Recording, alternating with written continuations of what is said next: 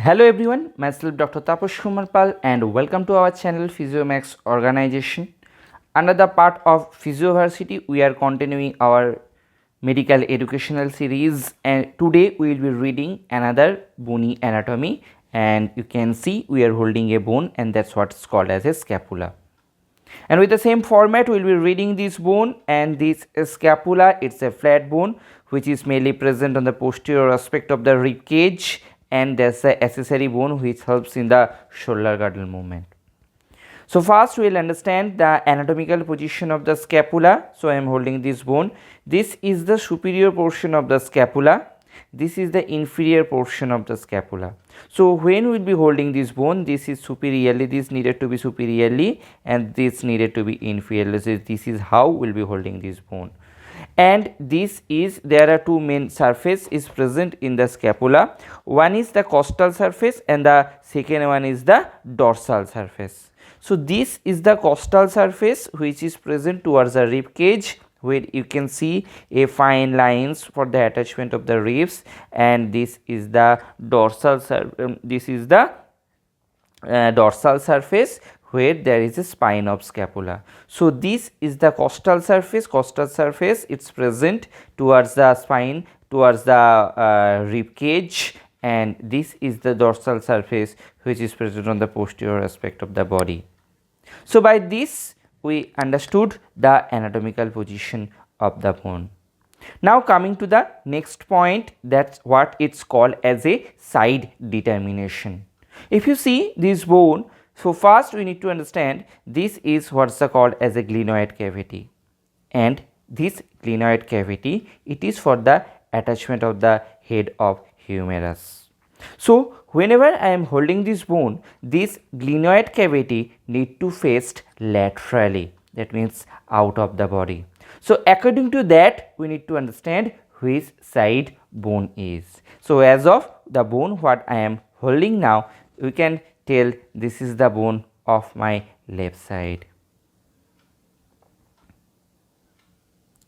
Okay, so now we will be seeing the side borders and the surface and angles. There are two surfaces are present in this scapula. The number one, it's what's called as a costal surface, and number two, which is called as a dorsal surface. So there are two surfaces of the scapula. This is called as a costal, which is towards the rib cage, and to easily find out you can see there is a crest like structure over for the attachment with the ribs, and this is the dorsal surface which is divided with a spine of scapula. There are three important border of the scapula. We can see this is the lateral border which is facing outward. This is the medial border which needed to be faced inward to your body, and this is the superior border.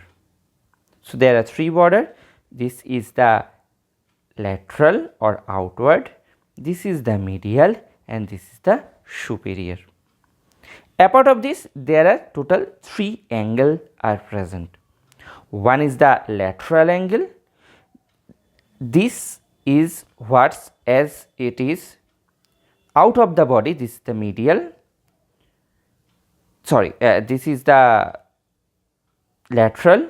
This is the medial, and this is the inferior angle of the scapula. So there are three angles. This is as it is out of the body. This is the lateral. This is the medial, and this is the inferior angle of the scapula. Now we will see the bony prominences which are present in the scapula. The first bony prominence what we will see over here, this is what's called as a glenoid cavity. The outer rim of the glenoid cavity, it is called as a glenoidal labrum.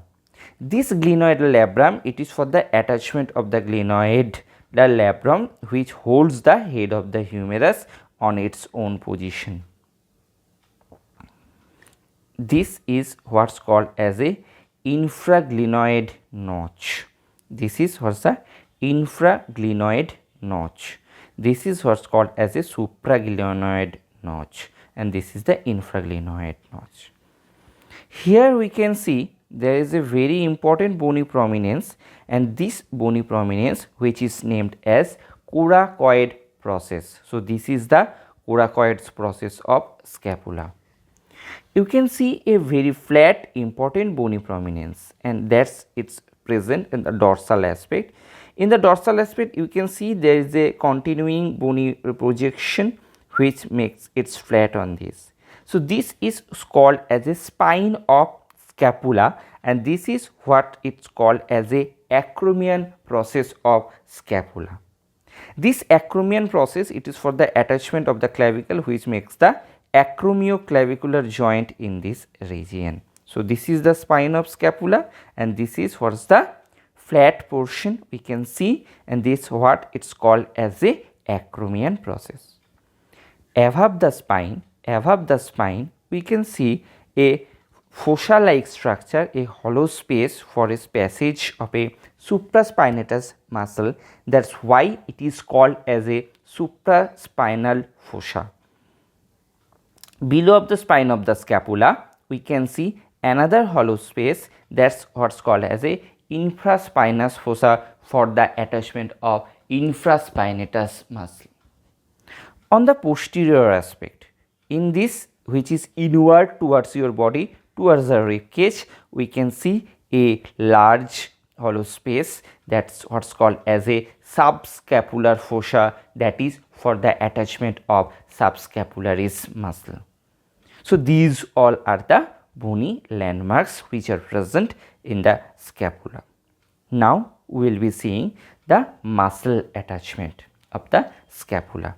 So first we will see from the costal surface, and this is the dorsal surface. So in the dorsal surface, first we will talk of about the muscle which is present over here at the supraspinous fossa, that's what it's called as a supraspinatus. In the infraspinous fossa there is a muscle which is called as a infraspinatus. In the subscapular fossa we are having a muscle which is called as a subscapularis. Now here is a muscle which is present in the costal surface inward at the level of the medial border, that's the serratus anterior.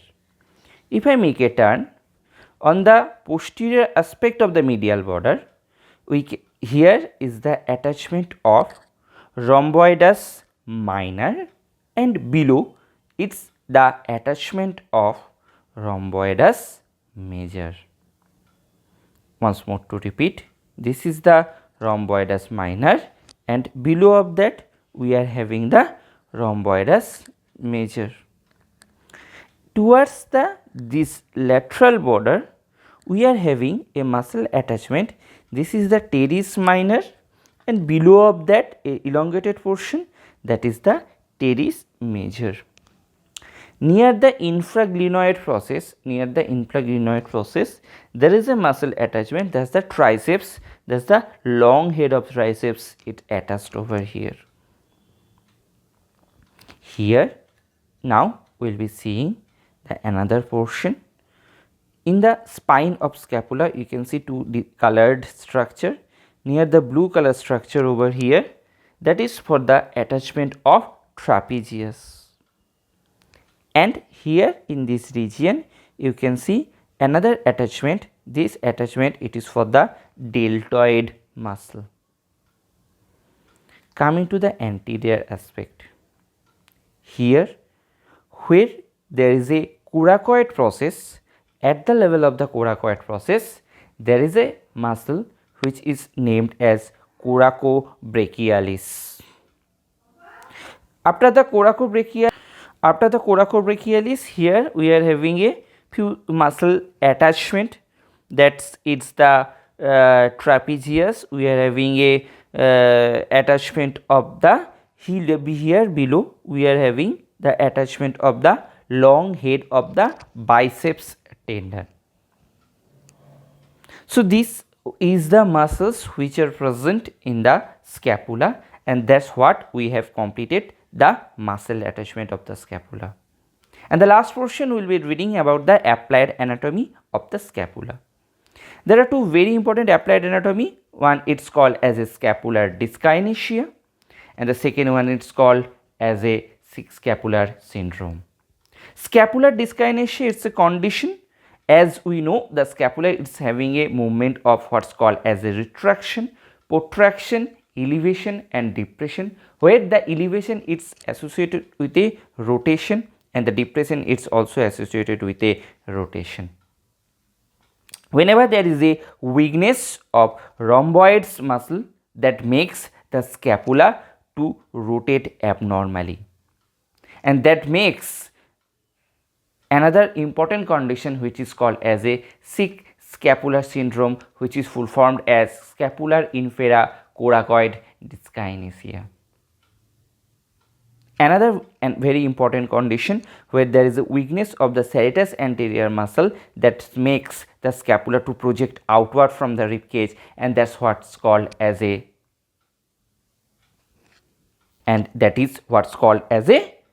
winging of the scapula. So these are the two important dyskinetic motion of the scapula. So this is how with the all the anatomy portion of the scapula we have completed. I think you are following the other anatomical structures what we have already completed, and we will be continuing this educational series. So those who have watched this video, don't forget to like the video, and those who are new for this channel, don't forget to subscribe this channel. Thank you.